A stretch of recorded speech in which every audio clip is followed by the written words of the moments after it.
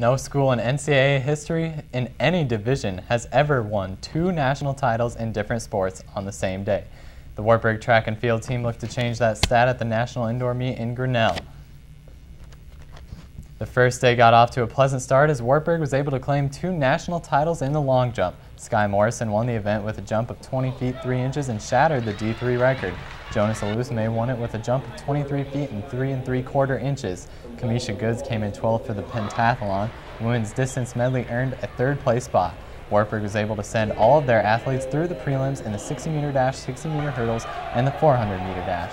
After day 1, the women finished in 2nd place. Day 2 had all the action continue as Sky Morrison jumped to a 4th place finish in the national meet. Alusme was able to net a 5th place spot in the men's high jump. Sarah Hoffman and Britlin Seek earned All-American honors by placing 2nd and 6th place respectively in the shot put. Kamisha Goods and teammate Tashina McAllister were able to earn All-American marks by placing 2nd and 6th in the 60-meter hurdles. Sky and Nevada Morrison, along with Kendra Craigle, sprinted into All-American honors in the 400-meter dash. Brianna Bivens and Faith Burt took it to the 60-meter dash and earned 3rd and 5th place to earn their All-American titles. The Wartburg crowd was getting louder as Laura Sigmund and Alana Nabnit took their spots for the women's 5K. The 2 competitors went 1-2 in the race. To finish off the night, the women's 4x400 won their race to put Wartburg's women in 1st place. After the meet, Coach Johnson and Newsome had some words. It piled in. Every single person competed great. Every single person, did at or better than they would have done. We had multiple national champions, national runner-up. We had people never been here before came in and scored awesome. What a great meet. This has to be the best 2-day indoor championship we've ever had. Best national meet indoors we've ever had in terms of the number of athletes and All-America's national champions. Jonas Alusme was able to score enough points to put the men's team in 14th place. The women not only won the meet with 99 points, but annihilated the old national point record of 66 points. Waverly Shell Rock's Nate Steggy had that to say to our own Kyle Pomolia earlier this season. The Go Hawks, can I start over then? Are they not doing the highlights? Waverly. Yeah, it has. Our 3 best players on the stat sheet, I guess. We're all part of that team last year, and there are 3 captains, and they've got that hunger, and they've kind of got a bad taste in their mouth from last year, and they want another opportunity to go back and get another shot at it. Waverly Shell Rock's Nate Steggy had that to say to our own Kyle Pomolia earlier this season after his team's 15-0 start. The Go Hawks finally got their chance last week to erase the memory of a title game loss to Sioux City Heelan, beginning the state tournament with a first-round game against Grinnell. The Go Hawks were on fire early as Jesse Hendrickson scores early in the post. Then Matt Mummelthigh buries 2 threes in a row for a 6-point lead, and he's fired up. Later, Tyler Willis finds Carlson on the baseline, who swishes home a sweet jumper, WSR up 14-6.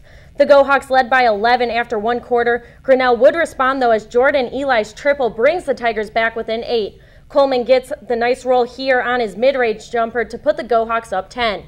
WSR started the second right where they left off as Carlson drives and flushes it home, Go Hawks up 16. But the Tigers began to find their shooting touch as Nate Criswell hits an open 3, followed by Eli again, and suddenly the Tigers take a 1-point lead. Carlson was fouled down 2. He made the first but misses the second, and Grinnell's J.C. Abrahamson slips here and falls, giving Coleman the easy layup to put WSR up by 1. Right there. Less than a minute to play now. Eli Dunn grabs the offensive rebound and puts it back up for 2, plus the foul, and the Tigers lead 55-53. The Go Hawks then had a chance to tie or take the lead with a 3. They draw up a play for senior Coleman, but his 3 hits the back of the rim. Grinnell would hit 5 straight free throws and pull the shocking upset over number 2 Waverly Shell Rock 60-55. Hendrickson had 17 points and 10 rebounds for the Go Hawks, while Carlson had 13 points. Grinnell's Eli had 15 points on 5 3-pointers. The Go Hawks finished the season 23-2 and returned just 1 starter, Carlson, to the 2012-2013 squad. Still to come, Levick Arena played host to the Wartburg Dance Marathon over the weekend. And we sit down with the man in charge of Wartburg's champion grapplers. Fresh off his team's national championship, co-head wrestling coach Eric Keller joins me in the locker room tonight. Thanks for joining us, Coach. Thanks for having me. Okay, so we kind of talked to you all season, and it always seems like, you're never satisfied. There's always work to be done. Are you satisfied? I'm as close to satisfied as you're going to get. Obviously having 8 All-Americans and 4 national champions is exciting. Would have liked to see another national champion. We were right there, real close, and those other 2 guys were real close to being All-Americans as well. So, not fully satisfied, but I'm pretty happy with the effort. Okay, how does this one compare to the other ones in the past? This was a real special one. Honestly, because you had 6 new guys coming in, and none of these guys had been in the national tournament. It was such a year where. In the beginning, being ranked number 1 was kind of a joke, really, in our minds, because it was such a young team, and as the year progressed, these guys just kept doing it. Everything we put in front of them, they'd knock down. They kept, we'd raise the bar, they'd get there, and so going into the national tournament, really not having any idea how these guys are going to respond or what to expect. Obviously we had confidence in them, but you never really know, and so this group coming together the way they did. Fighting, scrapping for every single point. It made it real special. So Cody Silvestri's match, pretty exciting. How would you describe it? Was it one of the most exciting matches you've seen? That guy shocked the wrestling world. In all honesty, and not to make it bigger than it is. That is how big it is. It was unbelievable. In fact, the banquet that we had the night before, they said Bebeto, the guy that he wrestled in the finals. The guy was, going for his 3rd title, 2-time returning national champ, and they called him the David Taylor of Division III, which David Taylor's a guy that's in Division I that's just lights out. He's kind of like the next Cale Sanderson type of kid. And so these people had him on a pedestal, and people thought he was unstoppable. So there's probably not anybody in that arena that really thought Cody Silvestri could do it other than Wartburg people, himself, and his coaches, and his team. So. It was a huge win for that guy. He stopped in first thing this morning. We watched the match again. It was just such an awesome, mind-blowing match. So. Right. What do you say to someone like Bradley Banks who didn't quite reach his goal?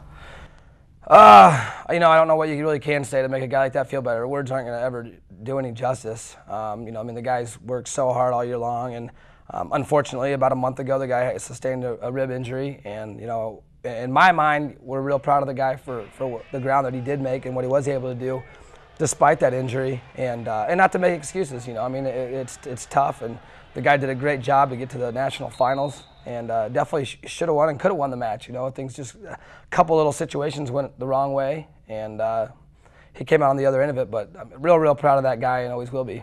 Okay, you guys have so many wins already. How do you stay motivated? Oh, I'm motivated.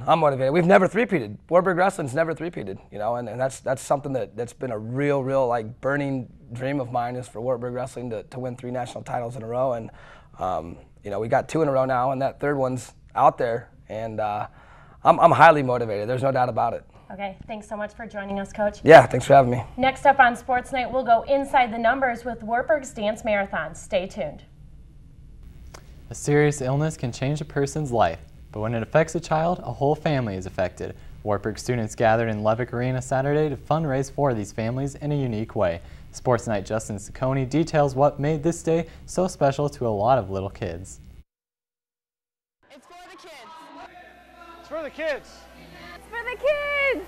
That was the motto Saturday, as hundreds of Wartburg students gathered in Levick Arena to fundraise for the University of Iowa's Children's Hospital. Their way of giving back? A dance marathon that includes playing with the kids they are helping. Participant Haley Flores enjoys being a part of the marathon because somebody close to her was once in the same situation as the kids. When my cousin was young, she was diagnosed with cancer, and she spent some time up at the Iowa City Children's Hospital. And so I take this opportunity for me to kind of give back for my family.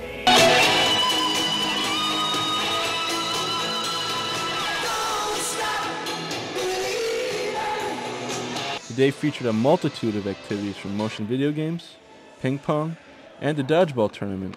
Morale captains like Katie Hennessy saw how much fun it was to lead the activities and decided to become a part of the fun-filled day.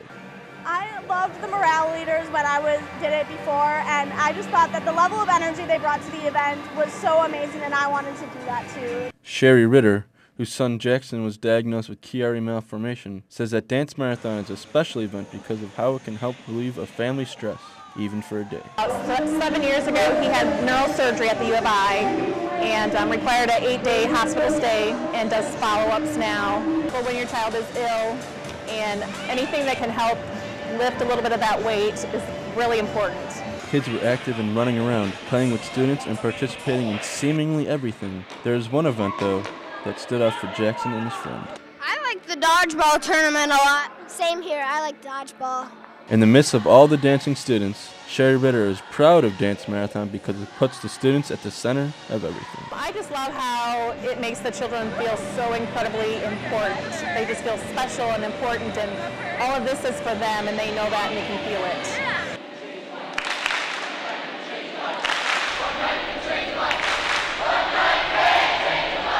Reporting for Sportsnight, I'm Justin Zaccone.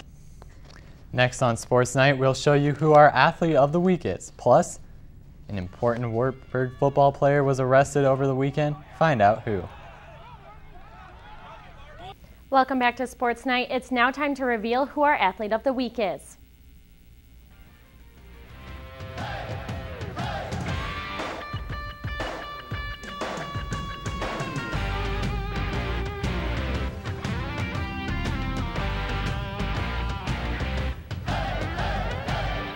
This week, our athlete of the week is Jonas Alusame. Alusame literally was the team on the men's side for the Knights, scoring all 14 of the team's points. Alusame placed first in the long jump, recording a leap of an outrageous 23 feet 10 inches. The sophomore also placed fifth in the high jump and was an All-American in both events. As great as the weekend went for Wartburg athletics, it did have its low point. Sophomore football player Martin Hyatt was arrested Saturday night after a fight at the Fainting Goat in Waverly. Hyatt has been charged with assault on a police officer, disorderly conduct, public intoxication, and interference with official acts. Hyatt had 33 tackles and 2 sacks for the Knights last season. Unfortunately, that's all the time we have for tonight, but there's plenty more content we weren't able to get to. Check out the Sports Night page on Facebook for even more highlights of Wartburg's record-setting weekend. Have a good night.